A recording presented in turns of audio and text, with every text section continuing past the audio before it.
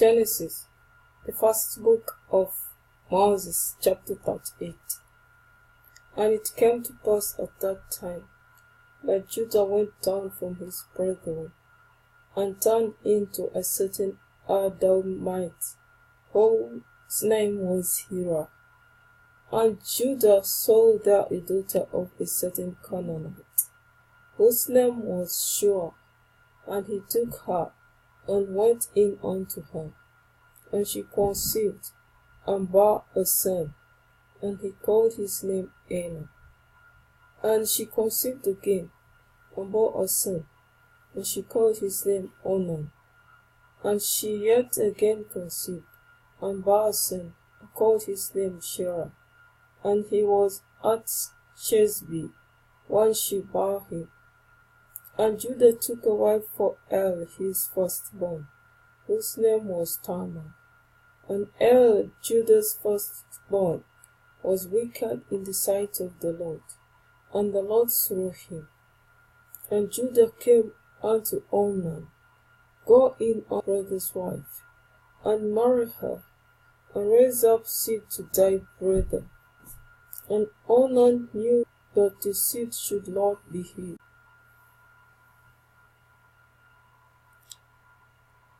And it came to pass, when he went in unto his brother's wife, that he spilled it on the ground, lest that he should give seed to his brother.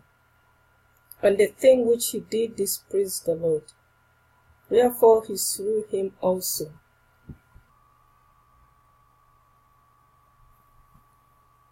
Then said Judah to Tamar his daughter-in-law, Remain a widow at thy father's house, till Shelah my son be grown.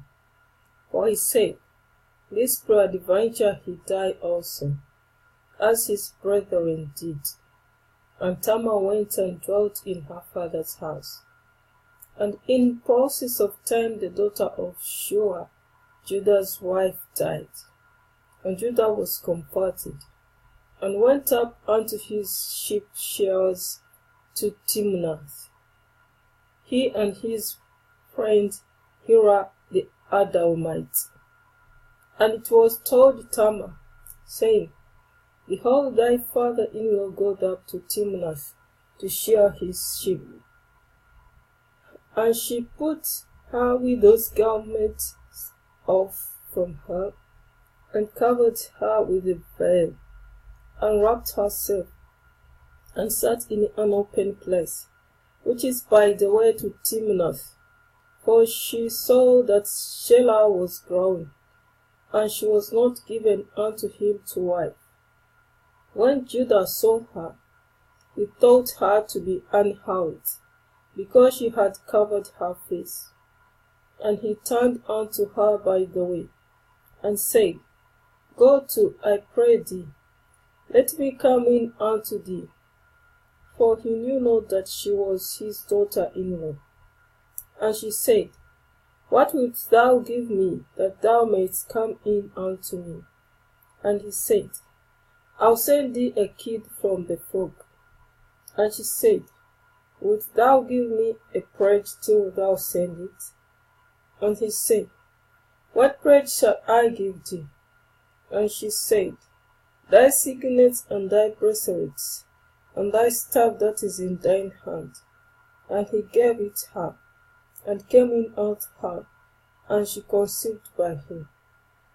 And she arose, and went away, and laid by her veil from her, and put on the garments of her widowhood. And Judah sent the kid by the hand of his friend the Adullamite, to receive his pledge from the woman's hand, but he found her not. Then he asked the men of that place, saying, Why is the harlot that was openly by the wayside?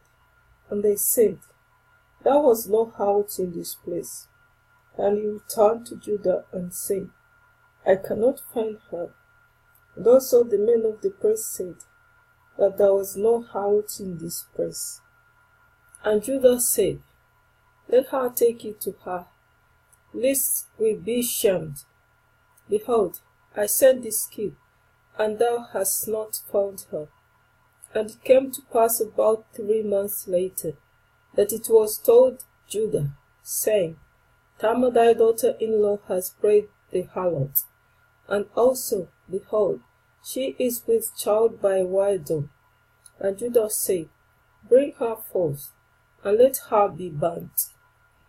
When she was brought forth, she sent to her father-in-law, saying, By the man whose these are, I am with child. And she said, Discern, I pray thee, whose are these, the signets and bracelets and staff? And Judah acknowledged them and said, She has been more righteous than I, because that I gave her not to Shelah my son. And he knew her again no more. And it came to pass in the time of her travail, that behold, twins were in her womb. And it came to pass, when she travailed, that the one put out his hand, and the midwife took and bound upon his hand a scald thread, saying, This came out first. And it came to pass, as he drew back his hand, that, behold, his brother came out. And she said, How hast thou broken forth? The spirit be upon thee. Therefore his name was called Pharez.